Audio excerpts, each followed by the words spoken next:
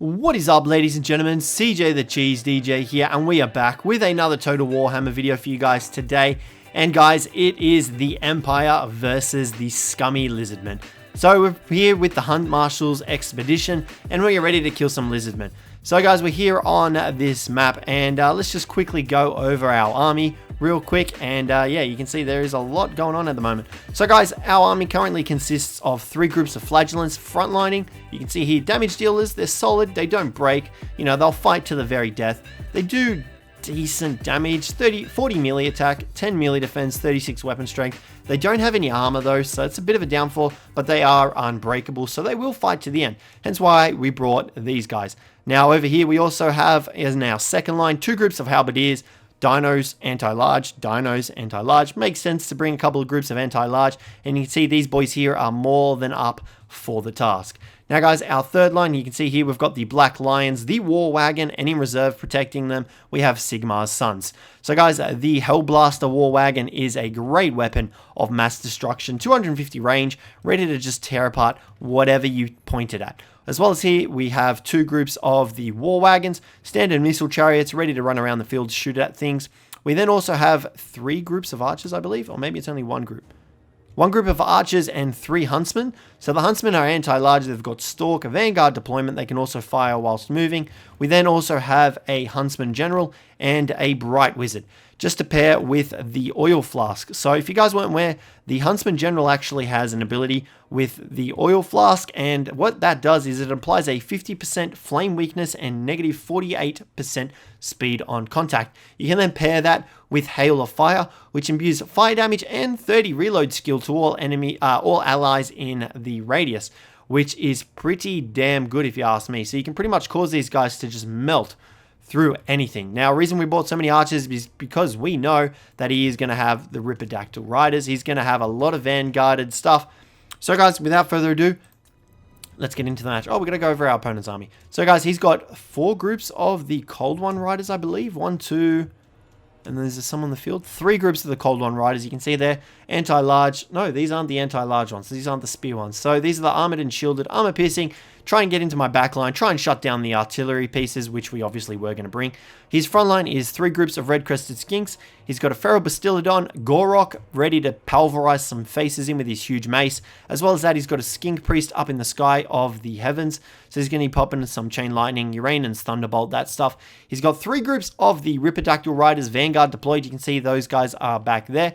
And let's get the battle underway. So guys, straight up, we get the Hellblaster. We start emptying in on these red-crested skinks.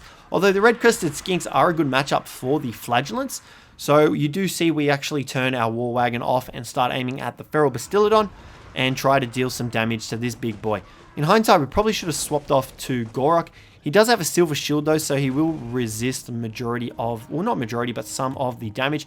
You can see over here we move a group of the flagellants and our huntsman, as well as our huntsman general, trying to sort of screen out and deal some damage. But he starts moving his Ripidactyl Riders, and we're like, well, crap, let's turn face, get these archers popping off. He's going to be going for the war wagons, and we turn our huntsman as well to try and help out here, and they do start firing. Bright Wizard as well pairs really well with the huntsman general because of the fire damage. And you can see here he's got some Cold One Riders coming in. Skinks are coming into the flagellants. That's fine. We've already raged his Bastillodon. He's going to go into the flagellants, and you can see already that our war wagons are pretty much shut down, aside from our Hellblaster war wagon, which is a good thing because we can pretty much just leave that. Now he does get a little bit of a wind blast here, which we don't actually notice, but we do bring our halberdiers over to help out because we see that he's got another group of Cold One Riders coming over. These guys get attacked with our huntsman general. There's just stuff going everywhere on this battlefield. Halberdiers turn face and they go after the Ripidactyl Riders. But you can see here, one of our war wagons has been routed and terrified. Bastillodon is going down. These guys are engaged with the Ripidactyl Riders. We've also lost our other group of war wagons. Sigmar's Sons are keeping these guys busy. But you can see here, the Black Lions are still going off. Because the Midnight Wind drops negative 30 armor, negative 20 melee attack.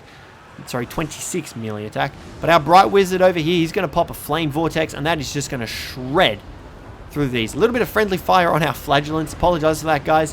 And our huntsmen as well. They lose quite a few units. But all in all, we do manage to get the red-crested skinks routed and the Cold One Riders rampaging. But you can see here Sigmar's Sons come into battle against the Ripidactyl Riders. Black Lions is still firing off. I think we're popping off on the Cold One Riders. And the Flagellants are holding the line here against the red-crested skinks and the Cold One Riders. And you can see here, our front line is pretty much collapsed. We've got our Bright Wizard over here, he's fighting. We've got our Huntsman General over here, he's fighting. Flagellants and Halberdiers are still going. And our Huntsman is in battle with Gorok. And we're like, we need to pull out of here, get our Huntsman starting to snipe onto them. And we do get a fat, juicy, burning skull just nailing these enemy troops down here. Now, they don't take too much damage, main reason being because they've got a bit of armor. But we do manage to deal a bit of damage. Swordsmen are still here. Black Lions do get routed off, but we've still got all three units, and we decided to try and get them out of there. Sigmar's Sons engage with the Cold One Riders. Things aren't looking too good for us. We're about halfway each on the battlefield. We've got a couple of units coming back. The archers over here, you can see. Huntsmen over here are pretty much gone, but we do have this group of Huntsmen that have got pretty solid amounts left. They got 41 units, finishing off the red-crested skinks over there, and then we turn them about face to try and deal with this skink priest. Our wizard, he's doing pretty good against the skink priest, if I do say so myself. But this right here is pretty much our central pocket. That's pretty much what we got going on for ourselves. We do pop Hail of Fire, giving everything in the area reload skill as well as the melee damage. But we do pop up a Fireball, and it misses the skink priest. These guys are just popping off. There's stuff everywhere. Halberdiers are slowly dying. We're in a little bit of a pickle here. Our Huntsman General is in the middle of it, but we are trying to pull him out. You can see he is coming over here. Huntsmen are over here. They're ready to fire. I don't think we had them firing, actually. Yeah, they're just kind of standing there. Here we go. And we do turn them about face to try and deal with these Ripidactyl Riders.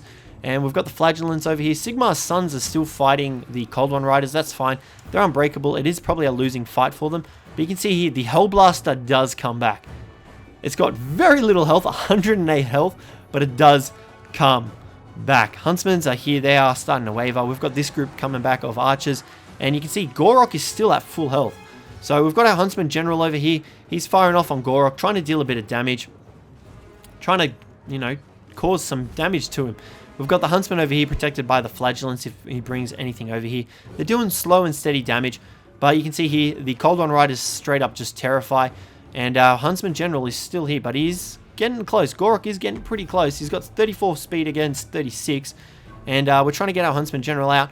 I don't think we're fast enough, however, so we do try to get our Bright Wizard in, intercept Gorok so he actually targets him instead so we can get our Huntsman General away. But you can see here, our poor Bright Wizard takes a huge amount of damage from Gorok. Flagellants are going into battle. Sigmar's Sons are fighting some Ripidactyl Riders. And where is our Hellblaster? Has that just routed? I think it has. Or is that it over there? No, that has routed again, so we've lost that.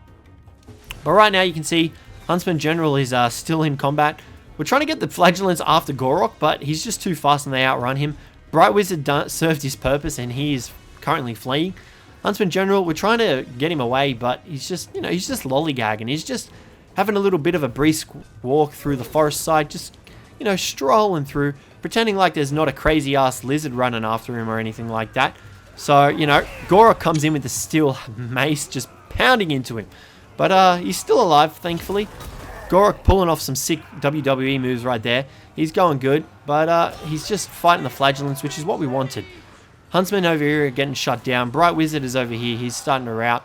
Huntsman General is dying. He's just standing there. We were trying to get him away. I don't know if it's a bug or something, but he just wasn't moving. He wasn't responding. Gorok is pretty much going to slam dunk this guy. You can see here, there is not much that we can do at this stage. We've got a couple of Huntsmans back there. He just popped off. I think that shot actually hit our Flagellants and killed what left we had of them. So that's not good. But right now, Gorok is just closing the distance on our Huntsman. The Ripidactyl Riders are going. We are trying to pop the oil flask. But Gorok, he ain't having none of it. He's just come here. He's ready to shed some blood. He's ready to kill our Huntsman General. And we switch to the sword. He doesn't know what he's doing. Is he like sword, bow? I think right then he just looked like he was firing his sword. So Gorok is here, and you can pretty much see that we lose from army losses. It was a pretty decent fight. Our opponent definitely had the upper hand there with the cavalry and the Ripidactyl Riders. Look at the kills. 156 kills. 156 kills on those Ripidactyl Riders. Absolutely nuts. 106 on the cold ones. Our Huntsmans definitely didn't pay for themselves. Flagellants did good against the red-crested skinks, but our War Wagons didn't do too good. Our Bright Wizard did pretty good as well with his Flaming Skulls and Flame Vortex. But yeah, guys, that's going to wrap up the video today. So hopefully you enjoyed that one. If you did, don't forget to leave a like. Subscribe down below for more. But other than that, guys, I will catch you in the next one.